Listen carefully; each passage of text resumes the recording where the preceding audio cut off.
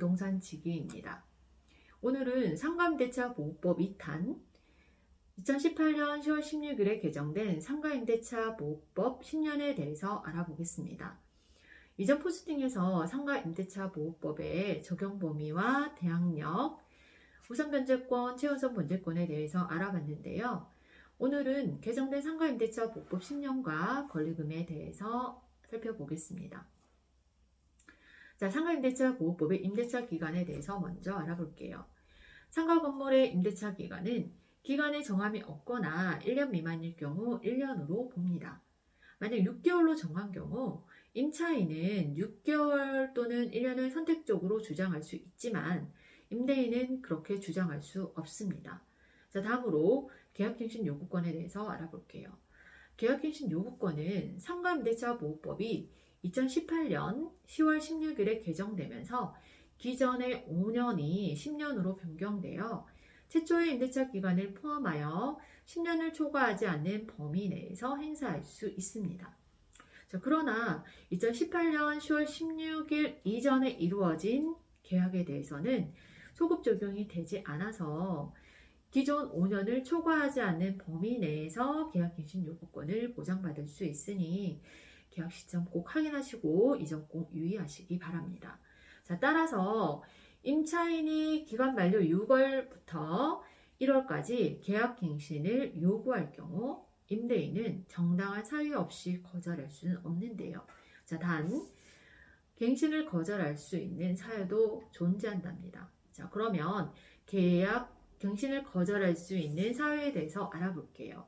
자, 첫 번째, 3개의 차임액에 해당하는 금액에 이르도록 연체한 사실이 있는 경우고요.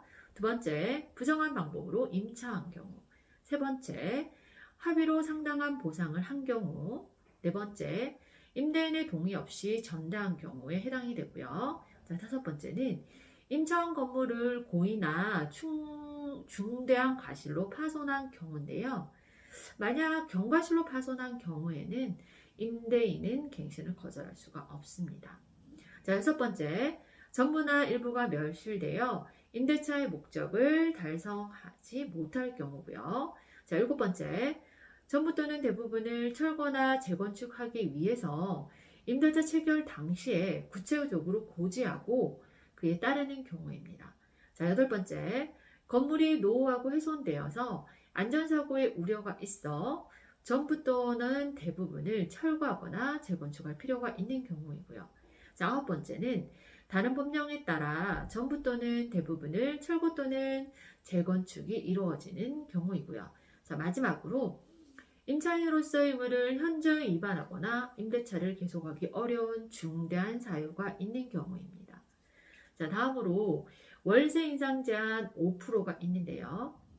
임차인이 계약 갱신을 요구했을 때 갱신되는 임대차의 차임과 보증금은 1년의 제한 범위 내에서 5% 이내에서 증감할 수가 있습니다. 자, 다음으로는 권리금에 대해서 알아볼게요. 자, 권리금이란 상가 건물에서 영업을 하는 사람 또는 영업을 하려는 사람이 영업시설 및 비품, 거래처, 신용, 영업상의 노하우, 임차 건물에 위치한 다른 영업상의 이점 등 유무형의 재산적 가치의 양도 또는 이용 대가로서 임대인 임차인에게 보증금과 차임 위에 지급하는 금전의 대가를 말합니다. 자, 그러면 권리금 계약이란 신규 임차인이 되려는 자가 임차인에게 권리금을 지급하기로 한 계약을 말합니다. 자, 상가임대차 보호법에서는 권리금을 법적으로 인정하게 되어서 권리금을 회수할 수 있는 기회를 보호받을 수 있게 되었는데요. 임대인은 기간이 끝나기 6개월 전부터 임대차 종료 시까지 임차인이 주선한 신규 임차인이 되려는 자로부터 권리금을 지급받는 것을 방해해서는 안 됩니다. 즉, 임대인은 정당한 사유 없이 신규 임차인과의 임대차 계약을 거절할 수가 없는 겁니다. 자, 다음으로 임대인의 손해배상 책임에 대해서 알아보겠습니다. 자, 임대인이 방해행위로 임차인에게 손해가 발생하게 되면 임대인은 그 손해를 배상할 책임이 있고요. 이 경우 손해배상액은 신규 임차인이 임차인에게 지급하기로 한 권리금과 임대차 종료 당시의 권리금 중 낮은 금액을 넘지는 못합니다.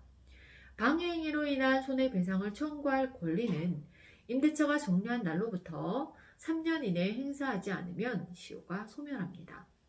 끝으로 권리금은 전대차와 대규모 점포, 준대규모 점포, 국유재산, 공유재산에는 권리금 규정이 적용되지 않지만 전통시장은 권리금을 보호받을 수 있습니다.